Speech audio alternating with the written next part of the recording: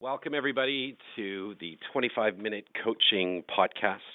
The whole goal of these podcasts is to work one-on-one with agents that have a certain challenge or obstacle and work through it within 25 minutes and solve the problem and finish with a blueprint so that people can go on and have great success in their niche market or doubling their income for the next year. So today I'm so excited because I have Catherine Dawe from Montreal on the phone. So hi, Catherine. Hi, Glenn. How are you? I'm great. How are you doing today?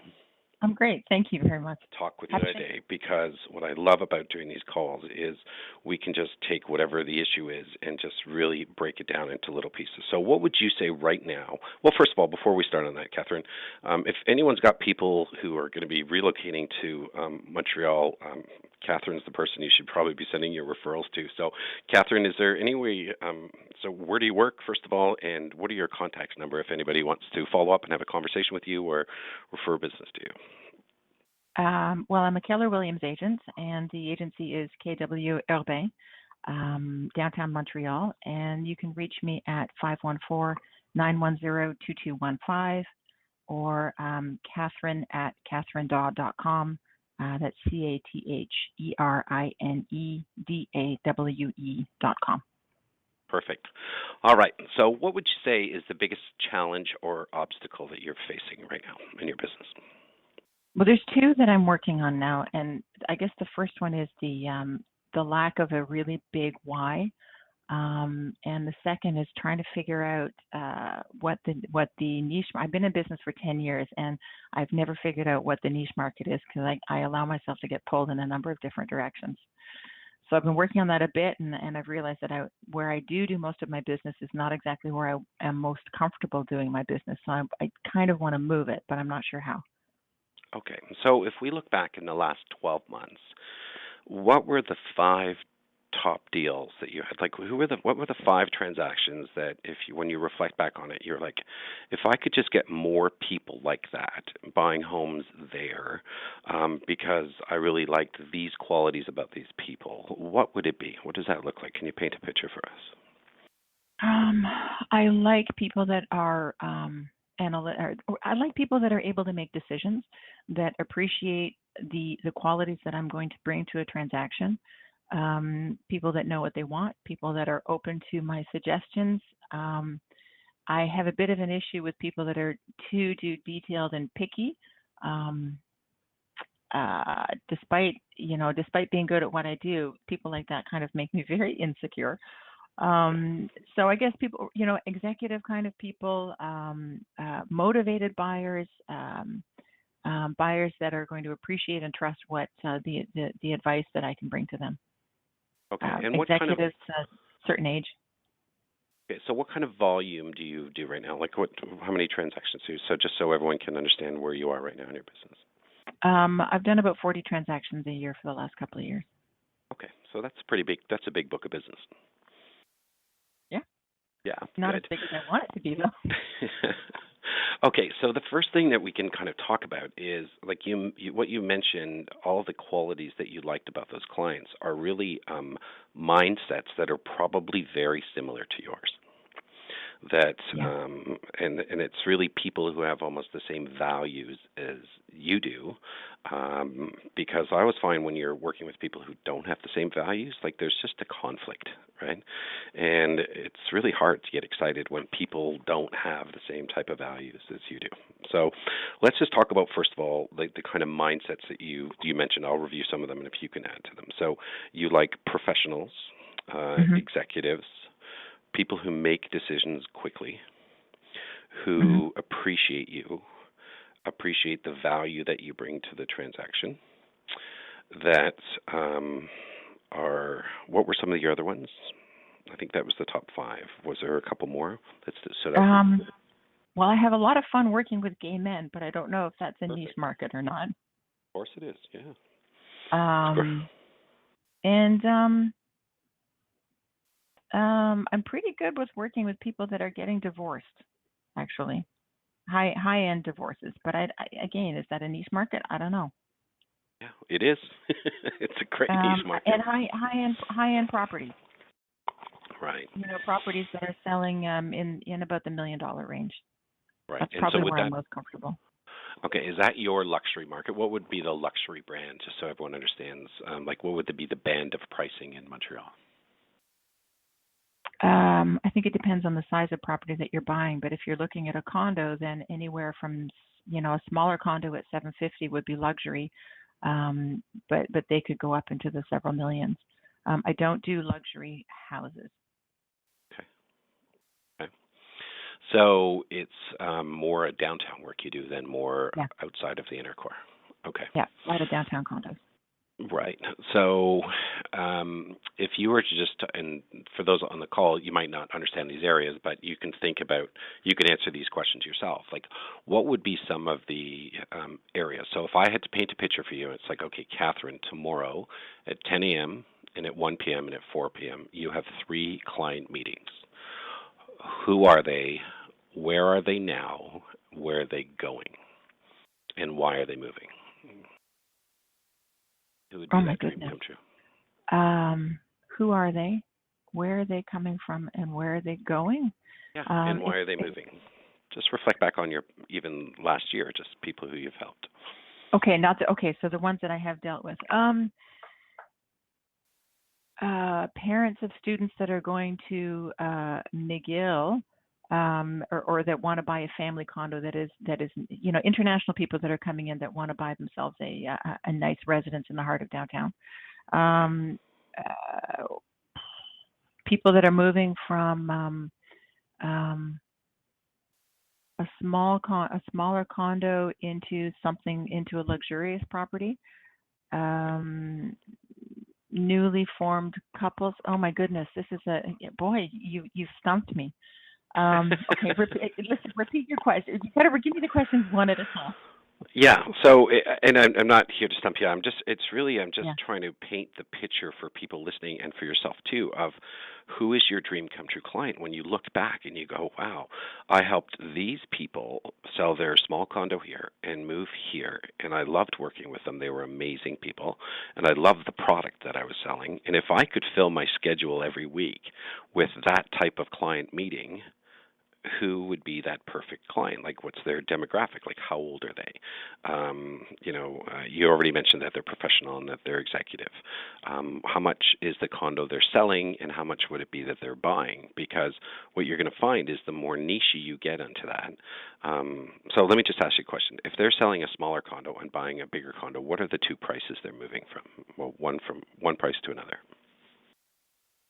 Oh, they could be selling it at a 2-bedroom at 400,000 and moving up into a 3-bedroom with parking at in a better area at 7, 8. Right. So if we were to add those two numbers together, Mm-hmm. and you could kind of figure out and calculate the commission that you would make on that, Mm-hmm. how many of those would you have to do if that's just the only thing you do in order to hit your annual goals? My annual goals for next year, I'd probably have to do about 40 of those. 40 of those.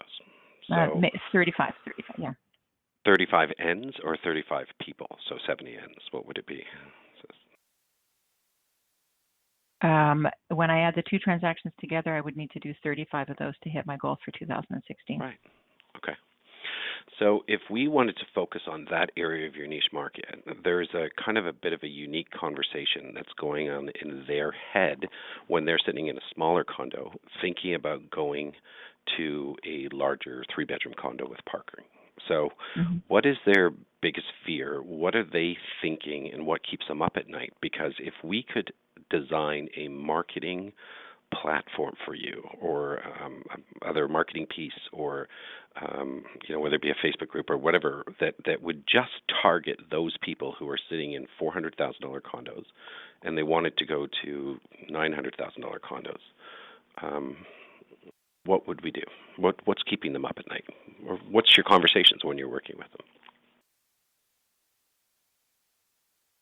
There's concern about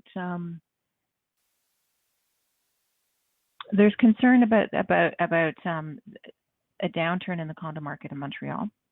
Okay. There's concern about not getting enough money for their own property, but paying too much for the other property. There's a concern about lack of sufficient inventory. Right. And surprisingly enough, there does not seem to be a concern about what economic potential economic downturn. So that's not even in the picture. So really, it's lack of inventory, selling theirs for too little, and buying the other one for too much. Right. So if that's what they're thinking about, because so it's like, okay, so how do I get the most money for the condo that I'm in? And we could start almost doing a blog or a marketing piece about it, or post it on Facebook, is like the 12 secrets to get the most money for your condo in Montreal. And you probably would know those 12 secrets, right? I'm not going to put you on the spot now, but if you were actually doing a consultation with a seller, you would be able to say, okay, here's the best way for you to get the most money for your property, right? That's interesting. Yeah. Yeah. Yeah, I could do that. Yeah, and so if you're marketing, because what we're trying to do is we're just trying to enter the unique conversation that's already going on in your prospect's head. And when you come out with this list of the 12 secrets to getting the most money for your condo, they go, I want that. And so they kind of put up their hand and they go, yeah, I'd love to get that, right? Mm-hmm. And then if you know this is where they are and this is what their concern is, there's probably an area in Montreal where most of these people are living right now, and then they go into the new area, which is where, or is it in the same area, just a bigger building, or is it are they moving far geographically, or is it nearby? But they're staying relatively close to the downtown core. They could be moving from more of a bohemian, funky area over to a wealthier, more stable area, or they would stay within their own area. Right. It could be one or the other, but both of the areas are not far one from the other. Right. So the other offer that we could give them is maybe a free list of the top 10 best luxury condo deals in Montreal right now. Would you like a free list of the top 10 best deals of 2 or 3 bedroom luxury condos in Montreal with parking between this price and that price? Mm-hmm. And that's all through Facebook? Yeah, well, we could do it like either way you want to do it. It just depends on where we're going to hit your, like, where's your market right now, you know? Mm-hmm. You could also do Craigslist, Kijiji. You could do online marketing around that. But what I found is that most people are on Facebook. And would that's you do why. that as a pay-per-click? Yes. You could do it, or you could just boost a post on Facebook. Okay. So if you start thinking about even on your Facebook page and your Facebook friends, if you started just publishing more articles about what your target market is looking for, then who's going to reply to that? Right now I publish pretty much anything that I feel like publishing. Right. So it's not, yeah. I didn't mean to cut you off. Sorry, go ahead. No, it's okay. No, I was just saying right now on Facebook, I'm not so strategic about the stuff that I'm posting on my Facebook page. That's interesting. Right. So the more, it's almost like if you were if someone was going fishing, that there's certain different lures that catch different types of fish. And so the moment you start positioning yourself in the marketplace as the person who understands what those people are looking for and what they need, and then you start giving it to them in such an easy, it looks random to them, but it's exactly what they're looking for, right? So it's pretty hard when you give someone exactly what they're looking for, targeted directly to them. It's pretty hard for them to go, no, I'm not interested in it. I don't want to do it. So if you could do a report on luxury condos in Montreal, here's my report, and you send it out to your database, and you get them, and then they will start sending it out to people they know who might be looking for condos. And then you start to position yourself as the expert on Montreal luxury condos. And when people Google Montreal luxury condos, and if you have a Facebook page called Montreal luxury condos, guess what? Because that's what Facebook does. It comes right up on the first page of the searches, right? And if someone can come and go, oh, and then they can look at your site and see that you're the only one talking about what they're really looking for, then that's when they start putting their hand up and reaching out to you, and that's what marketing is. Prospect is you got to go hunt them down. Marketing is keep giving them such incredible offers that it's impossible for them to say no. And then they put up their hand and say, yeah, I'm interested in that free report. Okay, you can't see me, but I'm smiling. See, once you actually, because that's exactly what they want. And while all of the other agents right now are trying to be generalists, and because they don't want to miss anybody, so because they're trying to be everything to everybody, they're nothing to nobody. And then you kind of break through this and go, I'm the one who's got exactly what you're looking for. Now, how many of these different Facebook pages and niche markets? Well, that's the beautiful thing. That's the great thing about building a business is, couldn't you, if we started with just moving the needle here on what people are looking for to sell their condo and then go to luxury condos, and that was your first niche that we developed. And then you could do the exact same thing for international students who want to buy a condo near McGill. It's like, here's the 12 secrets to buying the best condo next to McGill for your son or daughter. And that becomes the page is, and then you could almost hire somebody because it sounds like you're more excited working in the executive professional level than helping international. Like, you'll do it, but you can almost start going, who could I find in my office right now who loves... You're exciting me about just creating this stuff. Yeah, well, that's the fun thing about it, right? Fun. Yeah. Well, that's the game you get to play, right? You get to go, oh, I know what they're looking for now because I'm the only one who's thought about this. And then you start to play chess with them. You start to go, okay, well, this is probably what I'm going to give you because this should be your next move. Right? Okay. Yeah. And you could even you could do a book. You could do a book right now in Montreal on the 10 secrets to buying your first student condo in Montreal. You could do a special report on the 10 secrets to buying a luxury condo. You could rank the buildings. So the moment you start giving your knowledge away for free and coming from contribution to your target market is the moment they'll start to consume it and then reach out to you. Interesting. Very interesting. Okay. So what are your thoughts about that? Does that make sense to you? Absolutely.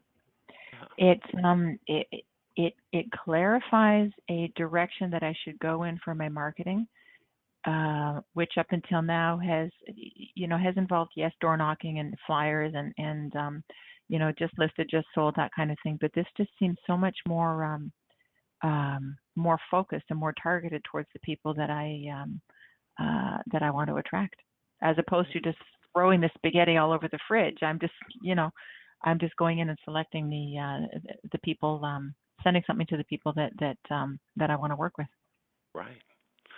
And then you just start giving them more and more free offers, right? So not only would you, here's the report on those condos. Would you like a free list of the top 10 best units? And so how are we going to give them the right list for them? And that's when they're going to reach out by phone or email or by text or whatever. And then you go right into a buyer consultation and you just ask the 4 simple questions, which is, what does the perfect condo look like? What is the perfect area? What is the perfect time frame for you? And what's your perfect price? And anyone who answers those questions, you'll be able to go on and pull off the top 10 condos.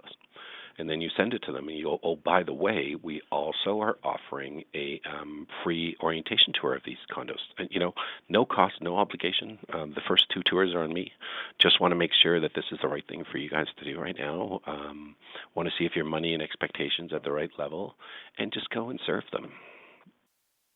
And you can always, after the tour, then go and meet for a coffee. Say, hey, well, we just did the tour. Why don't we sit down for coffee and get really clear on what you're looking for? And I just find that this way of coming from contribution is normal, I think, for me, but it seems crazily unique in the real estate marketplace right now because everyone else is putting up barriers like, sign in at my open house so I can follow up with you. You must sign buyer agency representations or documents before I do anything. Like it's this whole, the risk is on the consumer when the risk is, it shouldn't be. It's just make it so ridiculously easy. And here's the magic that you're going to find, Catherine, is, and you probably already found it, is those people are friends with people just like them. Mm-hmm. And so once you get into their network and you've experienced this, whether it be, there's some law firms in Toronto where I've done tons of transactions because I got into one lawyer, right? And they just keep referring within.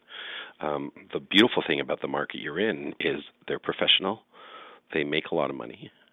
They know, so they make a lot of money per hour. So your fee is really nothing to them compared to working at the first-time buyer market, right? Mm-hmm. Their time is valuable, yeah. Well, all right. Then here's a question, because you keep referring to it being a free report, and this is free, and another free report.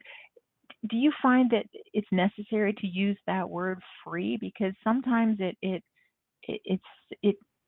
makes me think that it's kind of obviously a hook. It could be. It's your perception. Everyone's got different perceptions on it. All I'm trying to do is just lower the resistance to someone taking the offer. Okay. Like, I just want to make it, I want to use words like free. I want to use no obligation, no commitment, because the initial stage is, it's like dating, right? I think our industry's got it backwards where they sit there and say, well, before I do work with you, you have to sign basically a marriage buyer contract with me. And I'm like, call me old-fashioned, but how about we date for a little bit, Because I might not be the right agent for you, and you might not be the right client for you. So let's just go date. And that's why I always want to be using those words like, hey, no obligation, no commitment. Let's just go out, right? We might go out and it's not the right time for you. Well, that's perfectly fine with me because I know you'll be in, I can put you in my database and I can send you interesting stuff that's pertinent to you, and maybe 9 months or a year from now it's fine. Well, that's how the world works. I mean, I really strongly believe that agents have to let buyers and sellers move on their own timeline, not the agents. Yeah, I agree. Like an agent say to me, oh, Glenn, I want to do 4 deals by the end of the year. I got to do 4 deals. And I'm like, that's your problem. That's not the universe's problem. It's not the client's problem out there. It's your problem. I like your intention. You want to do 4 more transactions. Great. But it's pretty hard to meet somebody right now, today, and have a closed transaction or a written deal within the next week or two. Like the percentages are just so out of whack on that. And it's not fair to the client. It's not. And it's this whole mindset too. People's like, oh, I only show people 5 homes, and if they don't buy, then I get rid of them. I'm like, you're just in the short money trap. The short money is you got to do a deal right now, and that's your problem. The long money trap is your business is your database, and your book of business is how well you serve people and how many referrals you generate out of a really healthy database, because you come from contribution all the time. Interesting. It's amazing how you can look at business when you step back a few meters. You see things very differently than when you're in the middle of it and you're trying to put out this report or get that deal done or drum up new business. When you get better perspective, it becomes a lot simpler and a lot clearer. Yeah, and I think it's easy. I like to refer to it as friction-free real estate. Like, it should be so easy. Like, even something as simple as this. Like, if someone wanted to go and see condos, a lot of people say, come in for a buyer consultation. Why don't you just skip the step? Why don't you say, what are you looking for? Let's go and take a look, and then just go for coffee afterwards. Now you've accomplished the exact same goal, but you've had 2 hours to build rapport and build trust, and they've been checking you out, and you're checking them out. And by the end of that period of time if it's someone you want to work with, right? And if they want to work with you. So I just think it's, more and more people now are, they're so connected in this world, but they're also so lonely and not being held, like they're not even being heard in the world right now. And I think the more that we can, come with them, give them the individual attention that they deserve, and serve them at an incredibly high level, and makes the Mhm. transaction so fantastic, then they're just going to become raving fans for your business. And you know what? I'll guarantee you. What's your favorite restaurant in Montreal right now? Oh, I like going down to a place called Holder in Old Montreal. Right. And do they do any advertising? They do a bit, but it's mostly because people like the atmosphere down there, and they've got a very loyal clientele. Right. And they're busy because people love the product. The food's Always good, busy. and the Food is service is good, the good. people are great, the service is fantastic, and they remember you and they welcome you, and you feel important when you go in there. Right. And that's the secret to your real estate business. It's your product is great, your service is fantastic. You're always busy because people are always coming back to you, and you're in the reorder business, instead of just doing a deal. And Mhm. people love referring other people to you. And that's just the secret recipe. It's your real estate practice is no different than your favorite restaurant.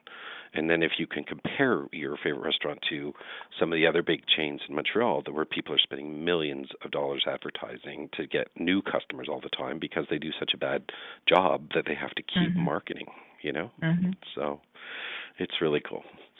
So how was that? Did that kind of solve a little bit? Do you think you have a bit of a blueprint right now? Oh, it's wonderful. I've got a big smile on my face, and I can't wait to get off the phone and get started. And get going. Okay, so I'm just going to stop the recording, okay, right now, Catherine, but just hold on Okay. the line, okay? But thanks a million. I really appreciate this, okay? Thank you.